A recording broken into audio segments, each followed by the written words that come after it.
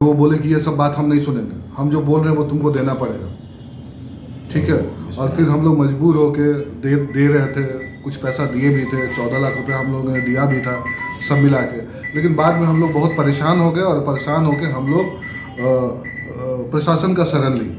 अब कोई हमारे पास उपाय नहीं है, इसके लिए हमारे पे खतरा भी काफ़ी है। और लोग बोलते हैं कि अगर तुम उन पे हाथ डाले हो तो बचोगे नहीं, तो मेरी जान को खतरा भी है। जो भी मटेरियल बिल्डिंग से रिलेटेड है, गिट्टी है, बालू है, सीमेंट है, सब कुछ ईंट है, वो सारा विधायक के ही आदमी गिराएंगे। पिंकू भाई, उनके पिंकू भाई, धीरज भतीजा, हाँ भतीजा नीरज, यही लोग गिराएंगे।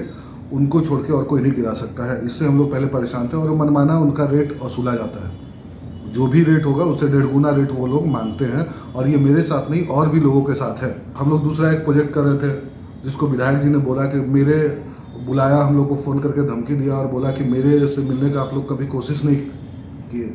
हम तो पहला दिन बोले कि हमको ज़रूरत नहीं लगा आपसे मिलने के लिए, क्योंकि कोई वैसा आपसे काम नहीं है। तो फिर उन्होंने धमकाया कि इस एरिया में अगर काम करना है तो हमारे परमिशन के बिना नहीं हो सकता है। नेता प्रतिपक्ष तेजस्वी यादव के बाहुबली विधायक रीतलाल यादव बेऊर जेल में बंद है। लेकिन रंगदारी मामले में जिस तरीके से प्रशासन ने छापेमारी उनके आवास पे की, उसके बाद वो फरार चल रहे थे और खुद ही कल दानापुर सिविल कोर्ट में सरेंडर कर दिया। लेकिन आरोप प्रशासन पे ही लगा दिए कि हमें जान से मारने की कोशिश की जा रही थी। लेकिन देखिए, अब बड़ा खुलासा, जिनसे रंगदारी मांगी थी बिजनेसमैन से, वो खुद सामने कैमरे पर आकर के खुलासा कर रहे हैं। क्या कुछ कहते हुए नजर आ रहे हैं रीतलाल यादव के खिलाफ। सबसे पहले आप वो सुनिए। सबसे वहाँ प्रोजेक्ट कर रहे थे, सबसे पहले उस रोड में मटेरियल गिरने नहीं दिया जाता है।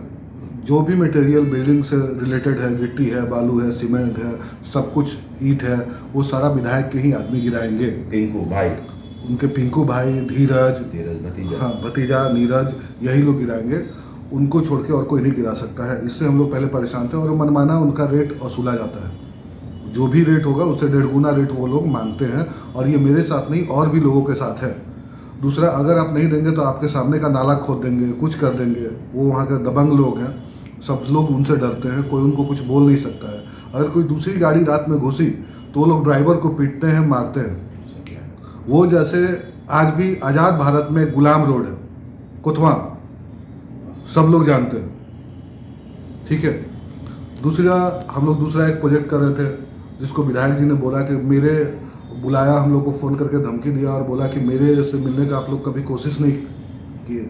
हम तो पहला दिन बोले कि हमको ज़रूरत नहीं लगा आपसे मिलने के लिए, क्योंकि कोई वैसा आपसे काम नहीं है। तो फिर उन्होंने धमकाया कि इस एरिया में अगर काम करना है तो हमारे परमिशन के बिना नहीं हो सकता है। फिर हमने बोला, उन्होंने जो पैसा मांगा 30 लाख की रंगदारी मांगी, तो हमने बोला कि सर हम रंगदारी भी दें और मटेरियल भी आपके लोगों से ले, तो उस पर वो कुछ सुनने के लिए रेडी नहीं हुआ। और वो बोले कि ये सब बात हम नहीं सुनेंगे, हम जो बोल रहे हैं वो तुमको देना पड़ेगा, ठीक है। और फिर हम लोग मजबूर होके दे रहे थे, कुछ पैसा दिए भी थे, 14 लाख रुपए हम लोगों ने दिया भी था सब मिला के। लेकिन बाद में हम लोग बहुत परेशान हो गए और परेशान होके हम लोग प्रशासन का शरण ली।